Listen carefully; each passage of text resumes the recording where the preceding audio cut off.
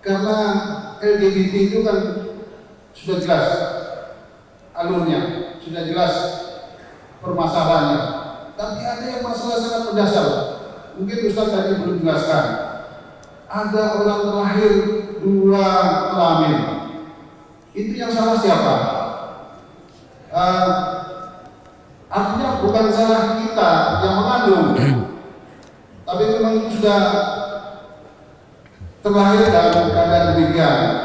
Contoh satu masalah itu karena kita lihat kemarin ada, artinya sudah tersedia di dalam medsos bahwa ada seorang polisi masuk dalam keadaan dengan jenis kelamin wanita. Setelah sudah di dalam perjalanan menjadi polisi, maka dia berganti kelamin menjadi laki-laki. Mungkin itu sudah umum, rahasia umum. Mungkin bisa dijelaskan masalah itu. Bagaimana dengan orang yang lahir kelaminnya ganda? Dan ini sekaligus saya ingin jelaskan syubhat secara agama ingin melegalkan LGBT secara agama, alias mereka mengatakan LGBT itu diperbolehkan dalam agama dengan 2 alasan utama. 2 alasan utama. Yang pertama, mereka mengatakan ada gen LGBT, ada genetiknya, dan Allah sudah takdirkan. Yang kedua, ada orang lahir dengan kelamin ganda. Ini syubhat, hati-hati. Dan kita punya jawabannya secara medis dan syariat. Yang pertama, yang mengatakan ada genetik homo itu tidak benar secara sains. Nggak ada genetik homo, dibuat-buat saja. Mereka bohong, tidak ada gen homo. Mereka buat teori lagi, sebenarnya kita ini yang normal ini ada gen straightnya itu 98% dan gen homonya 2% katanya. Kita ada teori, saya mah nggak mau 100%, man. Teori yang dibuat-buat. Sehingga, dan kemudian ada berita yang cukup terkenal, ada twin, ada kembar siam, ada kembar yang berasal dari satu zigot. Jadi kalau kembar tuh ada 2 Pak ya, ada kembar yang dari satu zigot, zigotnya dia berpecah gitu ya, ada kembar yang memang beda zigot. Nah ini kembar siam atau twin ya, kembar siam berasal dari satu zigot yang sama, mecah. Ternyata setelah dewasa satunya homo, satunya enggak, membuktikan enggak ada genetik homo. Dan Allah tidak pernah takdirkan lahir homo langsung enggak ada.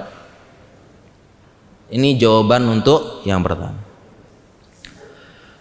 Kemudian yang kedua, yang lahir dengan kelamin ganda, saya punya jawaban secara medis dan syariat.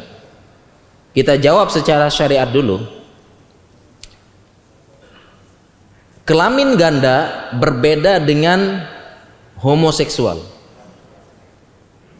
Secara bahasa, min jihati lughah, dari secara bahasa maupun secara syariat. Secara bahasa, kelamin ganda disebut dengan al-khuntha. Dan ini dibahas oleh para ulama dalam kitab-kitab fikih, khususnya bab faraid atau ilmu mawarith. Jadi khuntha ini sudah dibahas oleh para ulama.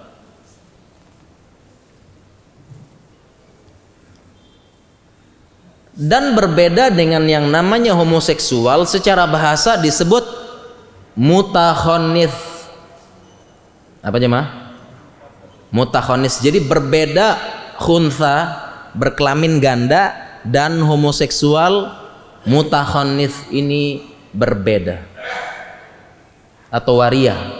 Dan ini jadi alasan adanya pondok pesantren waria, seingat saya di Yogyakarta ada pondok pesantren waria di Yogyakarta ada. Dalilnya ini, kalau di searching silakan, sumonggo. Pinara.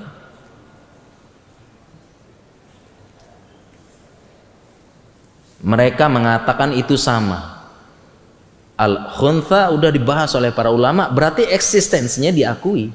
Mohon maaf, beda antara khuntha dan mutakhannits. Berkelamin ganda beda. Kalau khuntha dibahas para ulama, terutama dalam ilmu mawarith, faraid. Kenapa kira-kira jemaah? Penting ini dia laki-laki atau perempuan, menentukan dapat walidzakari mislu hadzal unthayain, gitu kan? Dia dapat satu atau dua, laki-laki, perempuan, gitu kan? Penting ditentukan, ulama ini sudah tahu ini. Dan ternyata ulama sudah menjelaskan secara detail. Kalau lahir kelamin ganda, kita lihat sampai besar, mana yang mendominasi? Karena satunya membesar, satunya kadang nggak terlalu. Yang kedua katanya ulama, dilihat dari arah mana keluar air seninya. Kemudian yang ketiga katanya ulama, dilihat tanda-tanda kematangan seksual sekunder, suaranya, badannya, dan sebagainya. Setelah mantap, kelamin yang resesif bahasa kedokterannya, atau yang kalah gitu, dimutpotong, dihilangkan, katanya ulama. Jelas jadinya.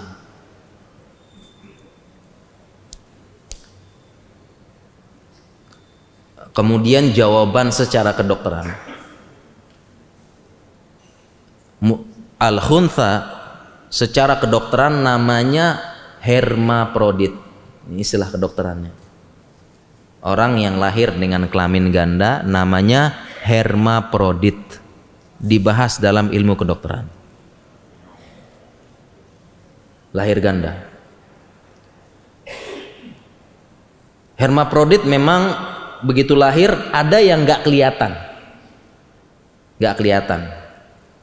Biasanya dia itu laki-laki tapi kelaminnya kecil banget dan ketutup.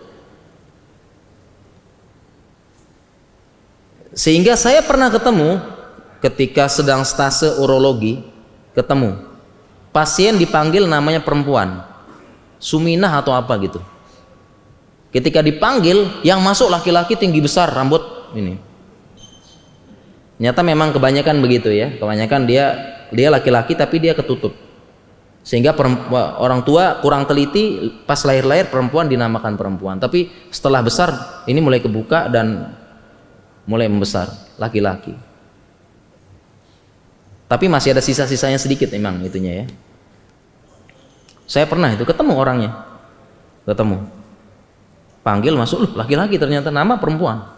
Ternyata memang begitu, ini sedang mau dioperasi menghilangkan yang sisa-sisa yang itu ya, biar jadi laki tulen.